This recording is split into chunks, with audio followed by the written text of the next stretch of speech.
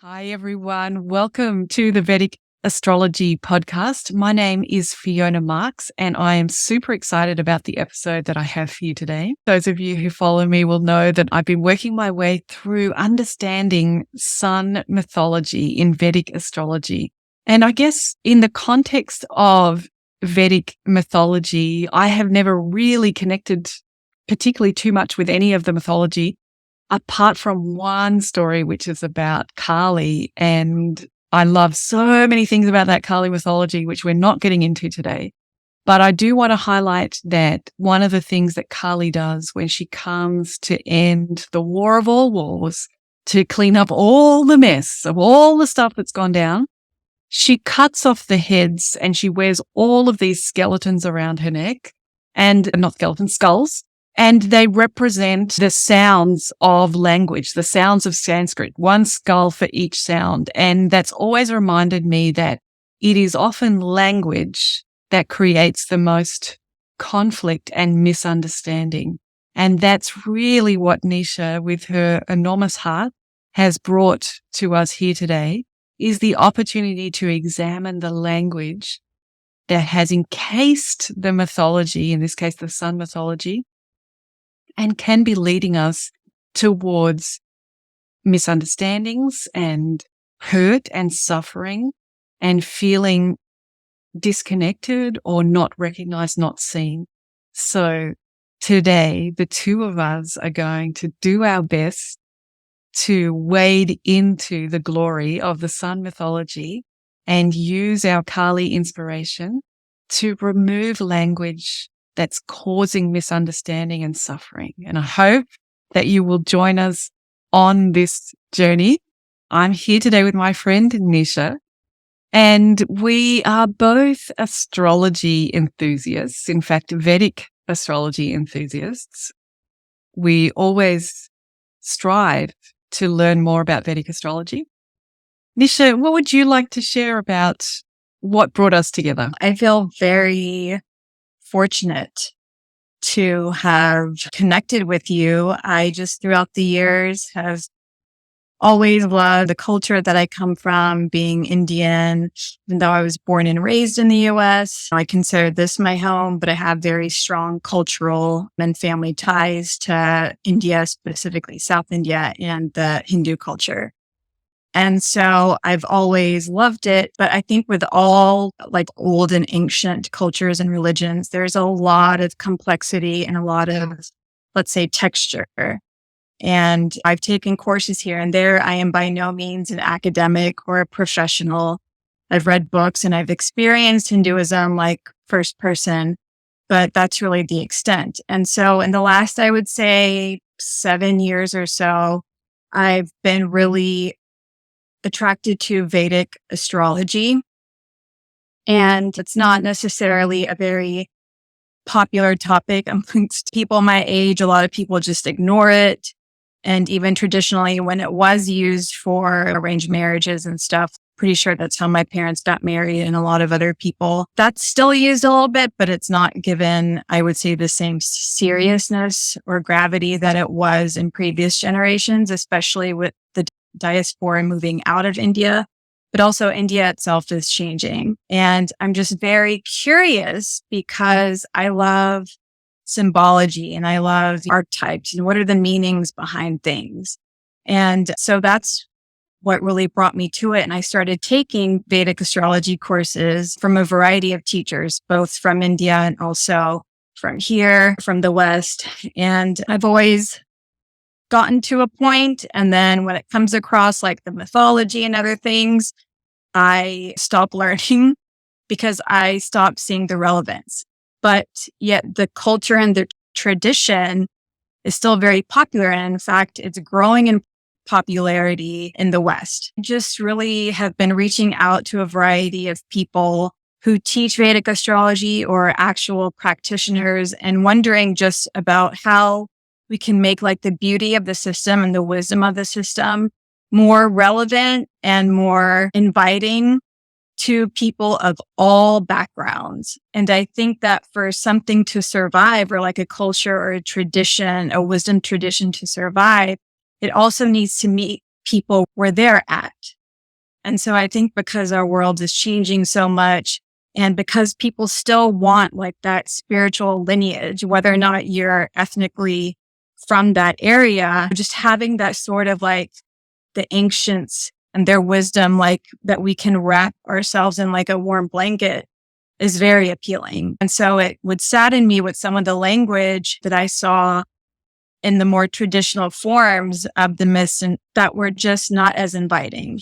I really appreciated that you did reach out and contact me because I've also gained a lot in our researching for this discussion. It's also brought a lot for me as well, because I think that, like you, I can find the language a bit off-putting. And as I'm not from that culture, I have the luxury of kind of picking and choosing a little bit at my way to understand Vedic astrology, because I come to it as an adult, as a study, as a science. So I can pick and choose the bits that help me make meaning.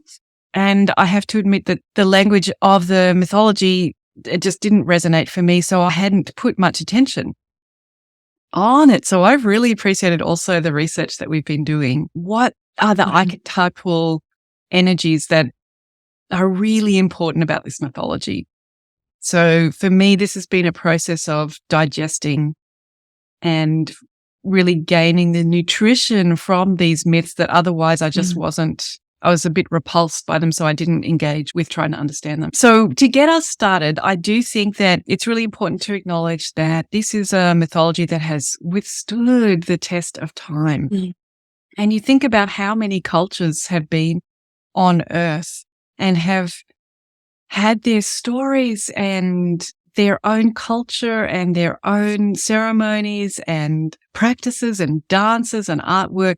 Humanity is really rich in the way that we creatively respond to our environment and to the pressures that we feel, the suffering that we go through. So there are many hundreds of different cultures that have bloomed over the millennia, and some of those have come and gone. Some of them have been integrated into bigger cultures, or when wars have happened, things have been combined, and then others have managed to survive all the way through to the present day. And I think this is something really to be acknowledged about the mythology, that it's written in such a way, perhaps, that it's full of salacious elements that help Vedic astrology, mythology become like memes that we send each other around on TikTok or whatever. The mythology has had these catchy elements that make it memorable, and perhaps this is part of its story of success. So while I might struggle in the present as a Western woman raised in the late 20th century, I might find some of the language a bit unpalatable. I do have to acknowledge that the strategy to make the mythology tantalizing, rememberable has worked, because here we are with all of this Vedic astrology mythology to talk about. And we also have to think about that if we feel comfortable with the idea of cyclical time, or that our little solar system is moving closer to the center of the galaxy at some periods of time, and other times it's moving far away from the center of the galaxy. If we have that idea that time is evolving in this cyclical way, we could also acknowledge that these myths have survived the Iron Age, or the darkest times of humanity, where the human mind was really affected by the tamasic karma that we were all engaging in, stories of war and hardship and terrible events. It maybe reflected what was going on during this Iron Age period as well. And now as we move, as our solar system moves as close as it gets to the center of the galaxy, it's natural for us to go through a process of purifying and taking out the impurities that have gotten into these really powerful archetype stories. I think what you said is spot on. I think an important point that you bring up that I can, as you said, like just someone living in the times that we live in right now, I can sometimes forget in what state the world was in when these myths were originated. And even as they were changed up, let's say 1,000 years later, or 500 years later, with as many variations that it's probably already gone through. They're very context specific, which can also be a reason why we don't hear a lot of non-male voices in the stories. I do think it's important to remember that if we're going to become Vedic astrologers, we are going to see a lot of distasteful stuff in people's charts because all of us have trauma and suffering, and it can come in all of these different guises. People are really struggling with things. So in some ways, the mythology, exactly as it is great practice for us too, in being relaxed and accepting in our intellect as a Vedic astrologer, to allow the truth of the person to be as it is and to not push away or be repulsed by something that we see in the chart and therefore become judgmental, and our advice becomes colored by what we consider to be acceptable or pure or okay. So we may see in clients' charts violence that has been committed towards the client or that has been committed by the client. And we want to remain compassionate in both of those situations and inclusive, that all of us are making mistakes all the time. So in some ways, if you ever come across myths that are hard to digest, it's good practice for us when we're reading charts and we want to do our best job as a Vedic astrologer. We want to find that place inside of ourselves of equanimity where we're grounded in good wishes, regardless for whatever the circumstances are. So there was this quote that I found from Dr. Andrew Foss that as long as we have some fault to find in the flow of nature's intelligence, we cannot fathom the message of the planets and the stars. And I personally, this is one of the things that most attracts me to Vedic astrology, is the enormous scope for understanding life, for experiencing wisdom. Vedic astrology has the capacity to want to explain everything, and I'd love to be able to explain everything. That's really attractive to me. And it's also very humbling that who am I to understand everything? And all of us have our filters on that make it some things attractive and some things repulsive. And being a Vedic astrologer is a great practice in accepting nature as it is. So I thought that quote was really inspiring, and that's what I try to do in my work, is have that really broad, compassionate view to all that we've all been through. After I saw that quote, I think it helps equalize everything. There's a quote that I really like that I saw last week, and it's attributed to Thoreau, and it's not what you look at that matters, it's what you see. This entire journey over the last few weeks of finally rolling up my sleeves and digging into the myths, also like witnessing my own reactions to them and just working my way through and having discussions with you, it reminded me that's like looking at the chart. We can all look at it, but what are you actually seeing? And with astrology and with charts, like what you actually see evolves over time. And not because necessarily the technicalities of the chart, but because of our own experiences as if we're Vedic astrologers or clients, what we're going to be taking from a session or what we're going to be taking from whatever is going on in the chart. And it's the good and the bad and everything in between. So that's what came to mind. Yeah, I think this stuff is really important. And that's why I also think meditation is so important as a Vedic astrologer, because what you were just talking about, if we're having our own reactionary response to things, then we're already creating ripples. We want actually the water to be clear and still so that we can see as far and as deep as possible. And when we've got our own personal prejudices or filters, we start creating the very thing that's going to make it the hardest for us to be of service. A really important part of being a Vedic astrologer as well is understanding the pure qualities of each planet. And once we get a feel for those, we can then apply it to people's charts and have insight. One of the main qualities of the sun is the fact that it is the first. It's the first planet in many places in the world. Sunday is the first day of the week. In our solar system, it's the first because really there would be no life at all without the sun being there. So it has to be the first thing. And that gives the sun at the center of the solar system a protective nature over all of these planets that are in its orbit.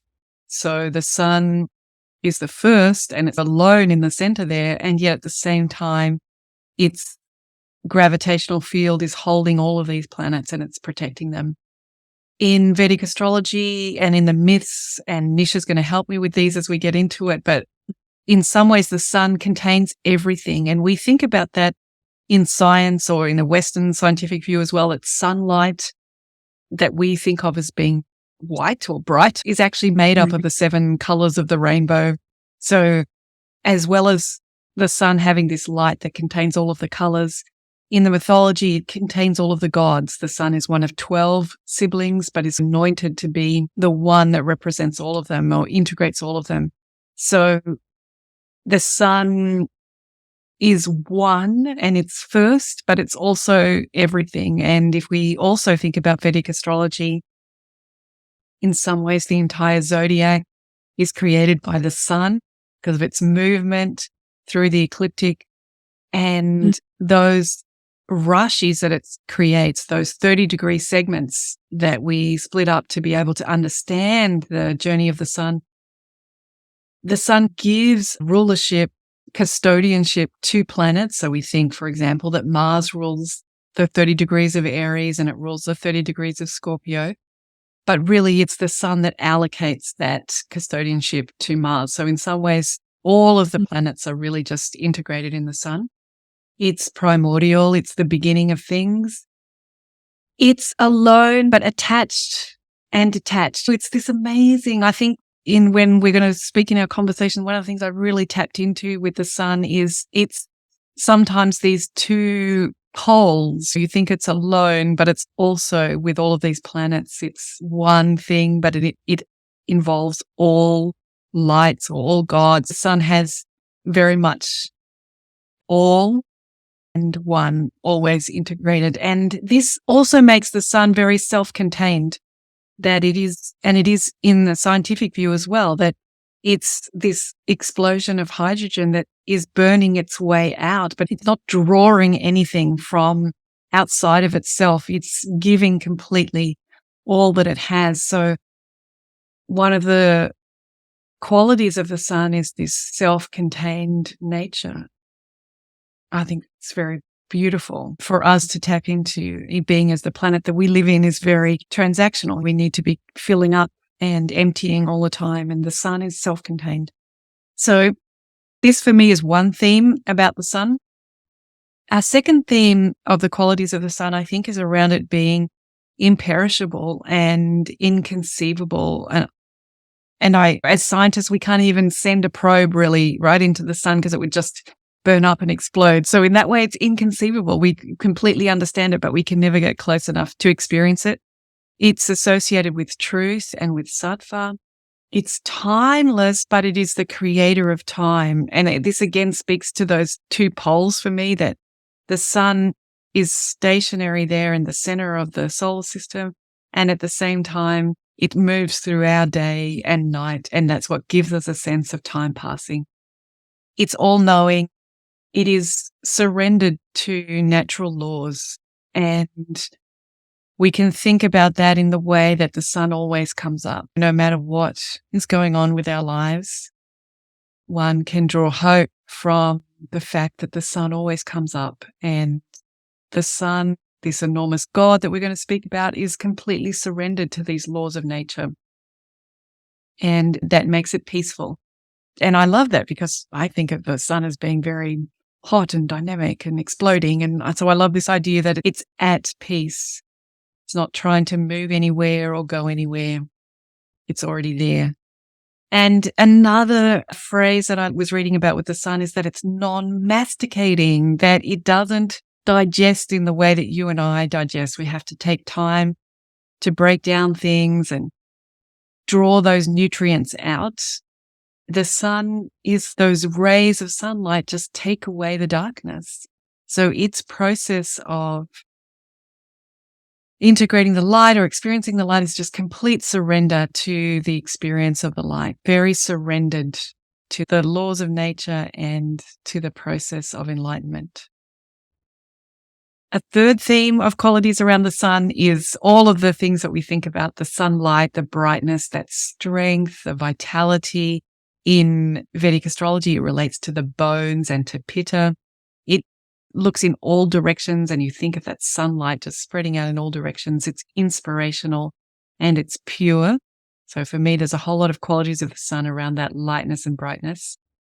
And then a fourth area that I noticed was the energy of up, that it's upstanding, that it's moral, noble, righteous, confident, dependable, trustworthy, and an authority. So these are important qualities of the sun when we look at it in someone's chart.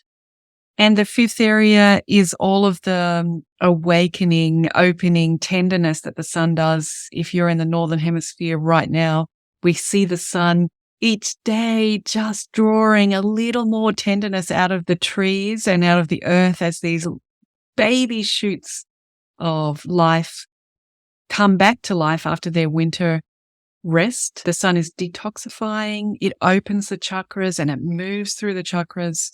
It's also cruel and it removes the darkness. So it has this effect. We call it a cruel planet in Vedic astrology, but it has that effect of helping us to notice what doesn't belong to our purity. And it shines a light on those things, and that doesn't feel very pleasant. So we call it cruel, but that's its job, is to detoxify. So these are the kind of 5 areas of qualities. I think that's a great descriptors of the sun. And one thing that really sticks out to me when I was researching was that the sun represents our ego and our atma. So it represents both the soul and the ego. And in the myth, in and of itself, when I first started reading it, I couldn't see all these very nuanced descriptors that you so beautifully just rendered. I could only see the sun within the story as a role in the story as being like highly egotistical, and its rays like being very unaware, even though and acting as if within the confines of the myth that it basically created itself and it's creating everybody else. And, what it says is what goes. And that's initially that was my reaction. And I was really like, as I thought about it more, I was thinking, okay, it makes sense because each of us, and this is, for me, was the important thing to remember, was that each of us has the sun in our charts. It's told in the myth in a certain way to make it memorable. I think because of because it does represent the ego and the soul, and that the sun is a creation of both a human and I think it was an unboundless divine feminine figure, that even it itself, our ego itself, forgets that it was actually created by divinity or by something beyond itself, at least within this myth. So I think that kind of, if you want to talk about like the juxtaposition of the ego, how one thing the sun can represent in our charts, both the ego and the soul, and why that's important to look at. 2 ends of the spectrum at once. And we talked about timeless, but creator of time, and what you're talking about, someone's pure inspiration, but can be their most arrogant interaction with the world as well. Like those can be true at the same time. So yeah, I think the sun has this polarity that is beautifully exposed by the mythology. So shall we keep these kind of energies in mind as we leap into the sun mythology? And Nisha, shall we try to do like a short rendition of the myth as it is, in case people haven't heard it? In the planetary sun myths for Vedic astrology, initially, it's important to know that the sun is married to Sanjana, who is his partner, and they have 3 children, 2 of whom are the twins Yami and Yama. And because of all these qualities that Fiona had discussed, Sanjana got to the point where she could not handle all that white light and all his heat coming from him. And so she created a shadow wife, a shadow partner named Chaya, who it means shadow. And Sanjana left, and the sun didn't know that this was not his wife, that it was Chaya, the shadow of Sanjana, and not his wife. Until at one point, the sun and Chaya had 3 children. And so Chaya's children were treated better by Chaya than his 3 previous children, than his older children. And so at one point, one of the kids called her out on it and confronted her. And she then said that she was going to put a curse on him. And so he went to his father, the sun, and complained. So then the son went to Chaya and basically said, "Who are you? You're not my partner. You're not my wife." Chaya conceded and said, "That's correct." And so the son went on a hunt to go find Sanjana. And so where he found her was, she had turned herself into a mare to practice asceticism. So she was basically on her own, just doing her own thing. And so the son turned himself into a stallion and had tried to have sexual relations with her, and she had denied him. So she creatively took in his essence, and through that, they had 3 more children.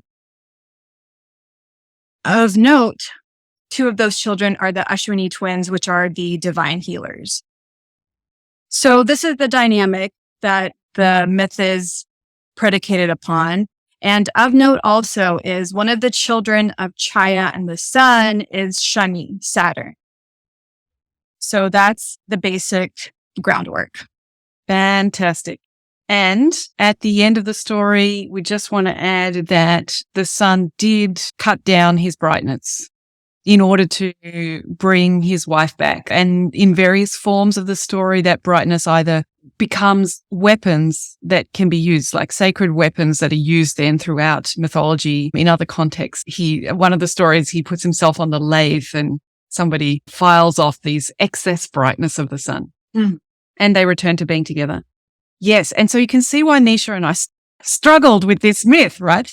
And I think we all have this baggage from our journey through the Iron Age, through the Kali Yuga, that we have this pain and suffering about the way women have been treated, the domestic violence, the rape, the not being equal partners. All of this is inbuilt into our filters as women, and we can hear this story and be horrified at the sort of misogynistic or male-dominated. That's what seems to come when we hear the story. So Nisha and I took on the big task of taking a deep breath and saying, okay, but there is obviously really worthwhile in this story because it has lasted the test of time. So then how could we tell this story without including gender?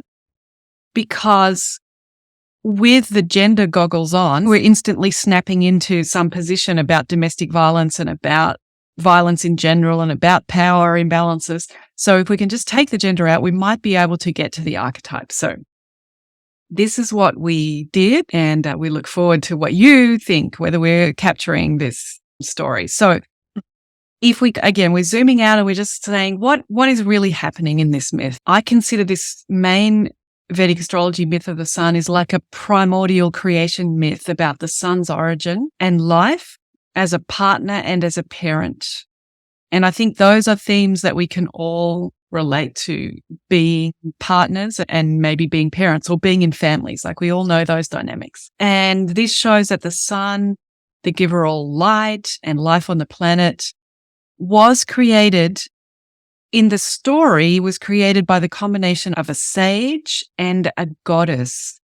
So for me, that spoke about these dichotomies that we've already spoken about of the sun, that right at the beginning of this primal story, we're already mixing the material with the ethereal, or that God world. So we have a human sage and the boundless goddess are the parents of the sun. And I think this is important because throughout understanding the sun, we have these polarities to get to. And I just think this is a beautiful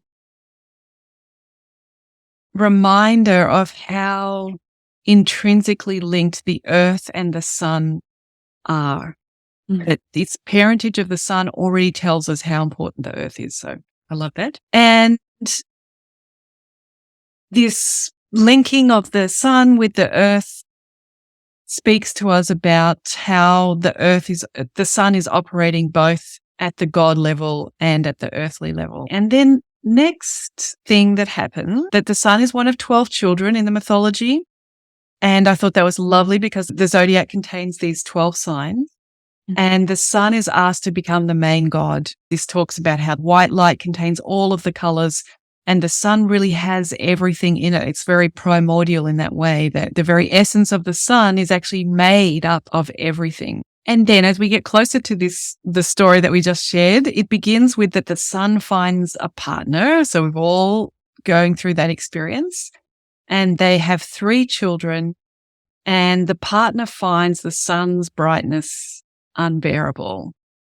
And this is because of what we already talked about when we looked at all of those qualities of the sun. It's dharmic, it's bright, it's self-contained, it's detoxifying.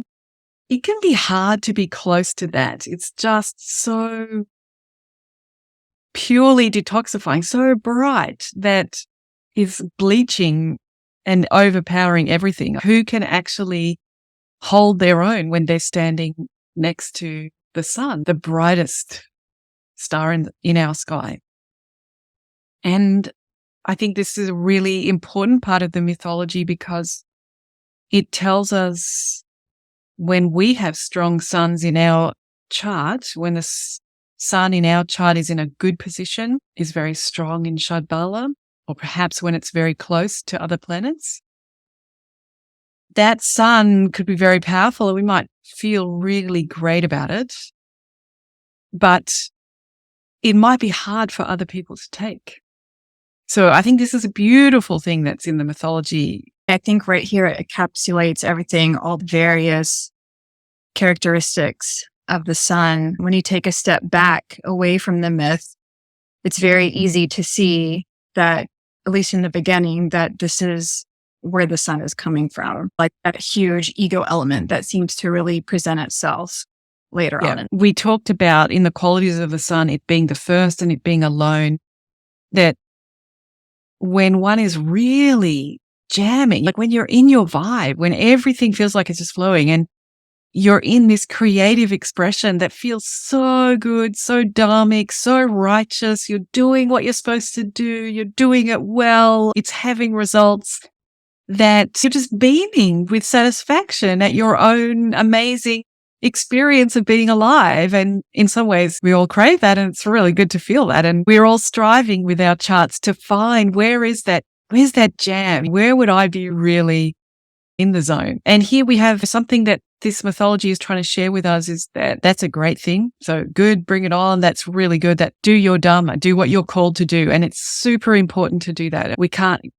We can't have life without the sun beaming its light, and in some ways dimming your own light is not helpful to anyone, right? Because then you're not sharing your brightness. So the sun's doing all of this great stuff, but that doesn't mean that doesn't have an impact on the people around. And so this partner of the sun creates a shadow to replace the partner. And the partner then leaves to live their own life on earth as a horse. And I thought some of the meaning here that's important is that being close to the sun creates a shadow. Without the sun, there is no shadow. And from the sun's perspective, if you think of those whatever billion watts of bright white light, if you beam that onto another entity, perhaps all that one could see would be the shadow, that just because the whiteness, the brightness, one can't necessarily see the features of that person because one is so bright. And I really like this also, this reaction of the partner to go to live on earth. We can calm our reaction to the sun by being humble in nature. Being married to a celebrity, it's nice to return to nature and be unrecognized. I see this part of the myth. I have some idealized field where this horse is just not being bothered. And I think it also speaks to that the sun naturally gets us to detoxify. So this person, I think you shared it really well in the myth, they go to practice asceticism, and that's very cleansing. It's like when we've indulged in too much rich food, we're overstimulated. It's the best thing we can do is come back to nature. The horse is a vegetarian animal. Just eat a clean diet, have a daily routine that's very calm. So I think the partner here is demonstrating a really good way to look after the self. Yeah. And I think that you bringing this up is important because one of the questions I had was the sun illuminates everything. That's its job. And yet, how did he not know that there was a shadow wife in the stead of his original wife? Yep. And that kind of got under his nose. So I think that your first point about being close to the sun creates shadows, and that its job is to it sticks to its dharma. It just creates the light. It just does what it's supposed to do. That's what I really got from this myth, because I think as women, we're so offended that the sun in this mythology doesn't notice the shadow wife. But I think this says a lot about sun energy, and it's really important. So for me, this is around that the sun is self-contained. It's not noticing things outside of itself in a way because it's its own source of fuel. And for me, it helped me tap into that.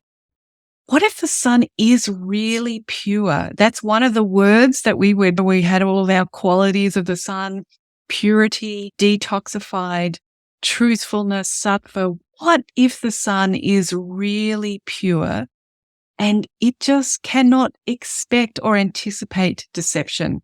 And I think this is where you and I and all of us listen to this, we've been through the Iron Age. We've been through all the manipulation, all of the betrayal, all of the thieves and the robbery and violence and murders. Like, we have seen it all, and we have wised up to how cruel and shocking humans can be. And so it is hard for us to imagine an innocent purity that is not projecting out onto the world in any way that people would be deceptive. It just has no concept that there is anything other than purity. It's like this exploding beam of purity. And what if it is the case that the sun, in that primordial purity, cleanliness, dharmic, sattvic nature, would never imagine that somebody would be deceptive? It's just not in the frame of reference of the sun. Because the sun is having such a great time doing its job and being dharmic that it's not expecting that anybody else outside of the self is not doing the same. The sun is imagining that everybody's living their best life. Everybody's contributing their whole being to the dharmic cause, and we're all jamming. I think it's just, that's the mindset. So this for me was a real switch moment where I realized maybe it's our impurity from the Iron Age. We're the ones that projecting that the sun should have guessed that there would have been deception. Until you brought that up, I kept equating the sun with the ego in terms of just our chart and just how in every single chart there's the sun, and we all have this ego where we're just like, no, even if we're quiet about it, or maybe we might be louder about it, regardless, every human that is born and embodied has an ego. And so we run over people, or we don't really notice through our own egoic desires when we run over people, or when we're like being unkind or whatever it is, and we just keep living our fabulous lives. Our egos don't notice when we are being deceived, or when, something nefarious is going on, because why would an ego do that? But to your point, I think the flip of that is that, yeah, the sun doesn't believe that because it doesn't expect that from anyone. It's just rocking and rolling in its own dharmic path, and it's doing what it's supposed to do. And that's really the end of that. So I thought that was a good way of looking at it. And I think it tells us a lot about what it's like to have a sun that's working very well in the chart, is that a pure sun in the chart is not expecting to be betrayed. It hasn't wised up to all of the manipulations of the ego, or all of the suffering and karma that we've all been through. So let's give the benefit of the doubt here and see whether the sun is just an innocent purity. Tells us a lot about sun energy. And the sun only realized what has happened when one of the children points it out. And this may be a Fiona-ism, so I don't know that this is actually there, but I felt like it was not the first time that the child pointed it out, that the sun was like, no, of course that hasn't happened. And it took a while to believe that this deception could have taken place. So the sun can be so self-contained that in some ways it doesn't need self-awareness because it's fulfilling its dharma. It's in existence. It's not really scanning for how it's being perceived by other people. That the sun needs trusted advisors that will provide a realistic perspective. For that very reason, because it's beaming and doing its job and feeling great, it needs people that are going to give the reality check.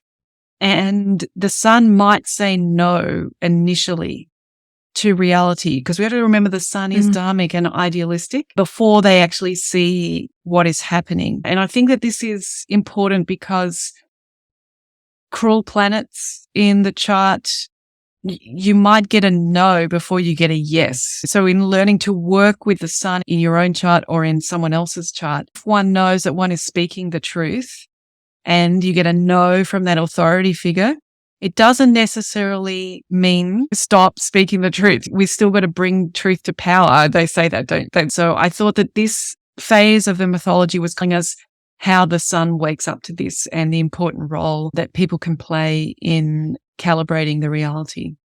Then the sun banishes the shadow, and the sun takes the form of a horse and goes to find a partner. So here, I think some of the qualities of the sun to pick up on is that the sun will make sacrifices to correct errors. So it sacrifices the second wife, deals with the dharma, and pays the price. It can modify its form to correct dharma. So that's a beautiful quality to have. And the sun can meet people where they are if given enough motivation. So we've talked about that it is in its own world, but it is able to transform into the horse. And the idea of no one is left behind, that the sun is the ruler or the king or whatever. It's the sun at the center of the solar system that protects all of its subjects and all of its planets. We could imagine if one of the planets wants to spin off, leave the orbit of the sun and leave the solar system, the sun's got this natural kind of protective come back. No one's left behind. And this also reminds me of that parental role of the sun, that, it's always going to want to bring the children into the orbit and bring the spouse, the partner into the orbit. It reminds me that each of us as a human, we have a set of eyes and one body through which to enact our ego and our human lives. That's all we have.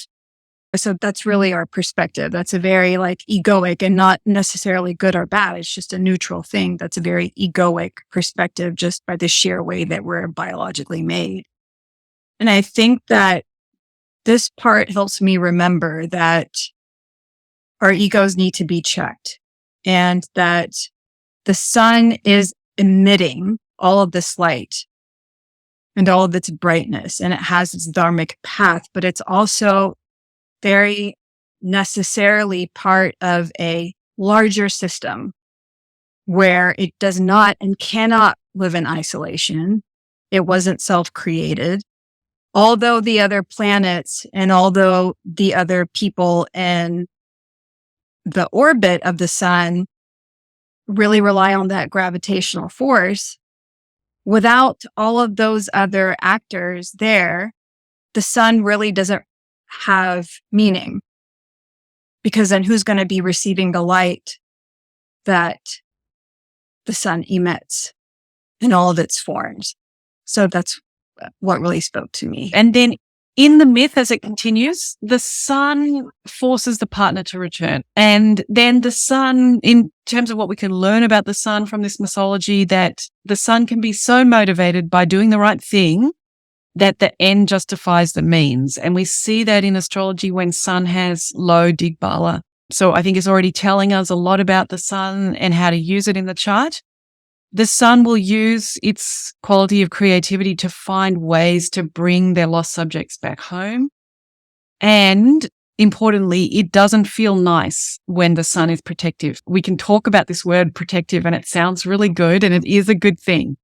But we all remember what it's like to be scolded by a parent when we were a child. And like the example is when the child is daydreaming itself walking across the road, and the parent sometimes has to pull the child out of its daydream, its happy little world that it's in, and pull it back to the side of the road and be like, don't do that. And there's no time in that danger situation for the sun to speak gently and to negotiate and to come into harmony and rapport with the person and affect reality in that way. The protective parent just has to come in and stop the child from being harmed. So it's good for us to remember that when we're working with our own sun in the chart and with other people's suns that are in our authority figures for us to our chart, that it doesn't feel nice when the sun is protective.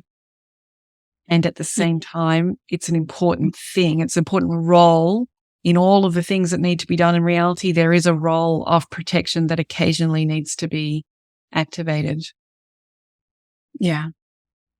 Yeah. And I would say here with the role as protector, the sun had to make sacrifices. And I think that when you're in community, which all of us always are, and our egos always bumping up against each other every single day, and even within different parts of ourselves, that you cannot control, you cannot force, in order for things to get better for yourself, you cannot, at the end of the day, completely and totally control something outside of yourself.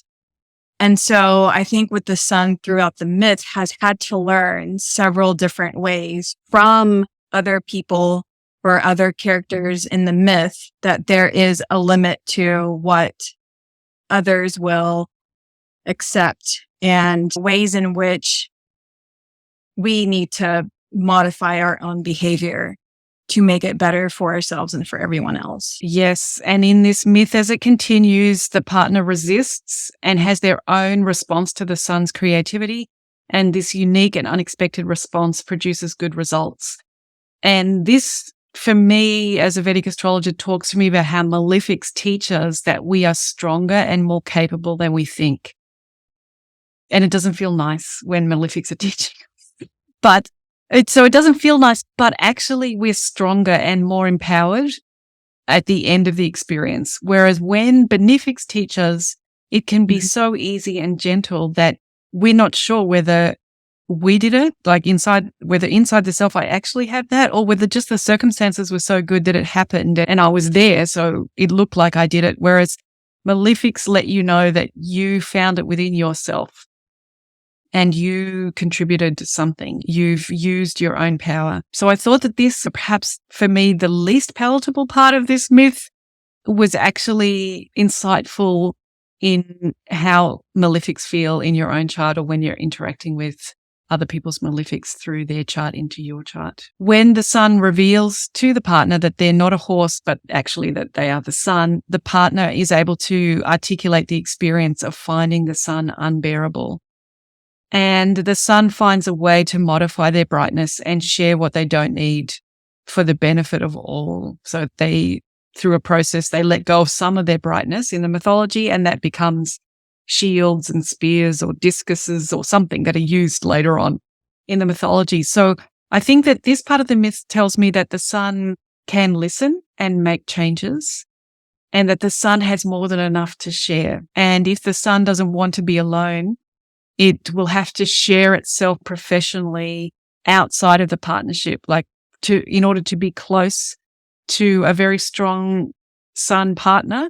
You might need that sun to be really sharing themselves professionally, like this sun created shields and swords and discuses. We need that so that when the sun is with the partner, that brightness is already being fulfilled in another area of the chart, so it's not overpowering to the partner. Mm. But I also think that one of the takeaways for me really of this whole myth is that the sun needs the partner to share the partner's reality. And when we find in our lives people who are a bit self-absorbed in their greatness of what's occurring in their experience of being alive, we can project onto them that they're arrogant and they're not listening.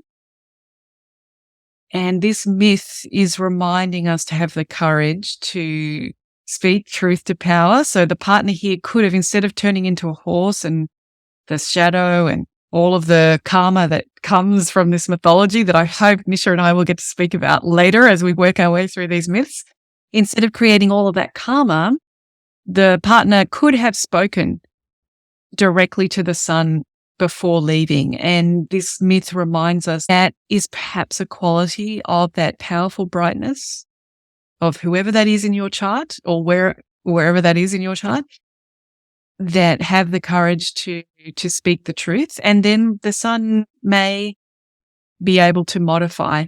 It just needs to come into the awareness, and that might take effort, and you might get an initial no and keep going. And keep working in partnership with the sun. Don't give up on somebody's strong sun, because they might need your help to modify and how to actually relate with the reality. It said that a lot of learning happens like in friction, right? Like you need the rough edges to spark something new that can be beneficial for everyone involved. And I would say that for me, the sun myth shows the importance of balance, just between our egoic selves and the soul, the individual self versus the collective, and that it cannot and does not even want to survive on its own or thrive on its own. And then another thing is I always take this and I always have to remind myself that every single person has a sun. Every single person has these characteristics, regardless if you're born into this world. You have a sun. And so I think with this is that it reminded me to be gentle with myself, because the sun can be a harsh thing to deal with. And I, again, equate that whether it's in a good placement or not. I feel like we're humans and we have egos, and our egos are there to serve us, but they also serve as ways to learn very difficult lessons. And so to use other aspects of that myth, the more gentler aspects of that myth, as a way to have self-acceptance about your ego and to just be kinder to yourself when it comes to being very human. So I would say that was a big lesson for me here. Yeah, I think that probably goes for a lot of mythology, doesn't it? Because we kind of project onto gods that we expect them to be perfect. And all the mythology that comes to mind for me is about basically gods and goddesses misbehaving. And it is to help us with compassion, isn't it? That it's hard It's hard being in a human body, and it's a very chemical experience, and we get pushed and pulled and into doing various things that perhaps with wisdom we wouldn't do or whatever, but in the spur of the moment we do them. And these myths help us realize that can happen to anyone. And the sun here in this myth certainly takes all of the steps to adapt and modify, and that is for the benefit of all. The story itself helps us to remember things about the sun being protective, the sun containing everything, being primordial, being self-contained, being light and bright and confident, being pure, being noble. Once it found out what it had done, you're taking action to address that straight away. So I think the beauty of the mythology is it helps us remember all of these different qualities that is just like a long shopping list of qualities. And the mythology brings that into a dynamic, memorable story. The visual of the sun god would traditionally see, it's very Vishnu-esque, and it's a very big figure on a chariot with the charioteer being Aruna. Some images he's looking straight ahead, and some images he's looking behind at Surya. And you have the horse, which it differs from story to story, but it's one horse body with 7 horse heads who are usually have different colors, and it could represent the chakras, the different days of the week. And also, I think it was Sanskrit prosody, which is just the poeticism of Sanskrit. And also the sun, because he is very Vishnu-esque in the images, in 4 hands, he's carrying 4 different things. So the Sudarshana chakra, which is the serrated discus, and it has 108 serrated edges. And initially, what that means is one who has auspicious sight. So initially what I read was that it's for just cutting through any sort of illusion or being that God's sees fit, and doesn't physically or violently throw it, but just through the mind releases it. And then I think eventually it turned into a weapon later on as the myth changed a bit over time, and it's continuously spinning very fast. And what I read that in Tamil mythology, it's called the circlet of God, and it's also the wheel of time. And the sun is also holding the Padma or lotus flower, which is commonly seen. And then you have the conch, which is, from what I read, it's the Nada Brahma or the primordial sound. And then there's the Gada or the mace. I really like the chariot driver for the sun. You can imagine this idea of the dawn coming as the chariot rider pulls the sun up, and the very first rays of the dawn, and then all through the height of the day and setting. But the chariot rider is actually not fully able-bodied. He doesn't have legs because of a different part of the mythology. And I really like that element as well, that the sun is inclusive and that everybody has a role and is essential. Everybody can contribute to the auspicious creation or the auspicious returning of life to the dharmic path. What are some of the big takeaways that from this process and from our discussion of the myth? We have been on this hunt for years, and you're one of the first professionals. You know your work so well, and you took my concerns, which is what we just laid out, very, I don't want to say seriously, but as a point of something to consider. And so that kind of helped me dig into something that I was avoiding. I couldn't move on with studying Vedic astrology or studying a lot of things in my culture because they were so terrifying. It didn't really make me feel safe. It didn't make me feel protected. It's been enlivening. It hasn't been all easy, but like what you said earlier at the beginning of this, it's been very nourishing for me. And so I feel very full on this. I'm so pleased to hear that, Nisha. And I think this is why these myths have survived, because even in the form that initially we found so unpalatable, But both you and I individually have drawn so much nourishment from engaging and trying to digest this myth. So it's been very inspiring to me too. It's really changed my understanding of the sun and how to work with people who I might find overpowering or inverted commas, arrogant or authoritative or whatever. It's giving me that compassion and that perspective for what's really going on with that person too, rather than writing them off and saying they should psychically, empathetically know what I'm going through and modify their behavior accordingly. I'm realizing that I've got a role to play to engage with compassion with this person who's just trying to achieve Dharma too. Can't wait to explore some more mythology. So now what we really want is to hear from all of you guys.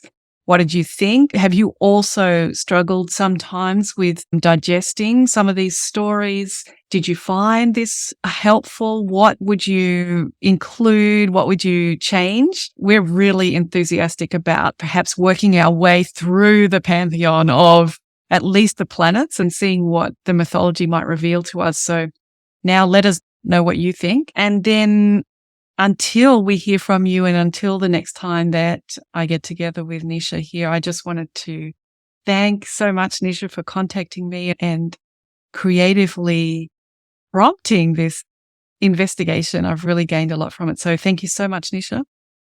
Thank you. Thanks, Yeah, Fiona. good. And I look forward to seeing you again soon. And thanks everybody for listening and look forward to your comments. Bye, everyone. Bye.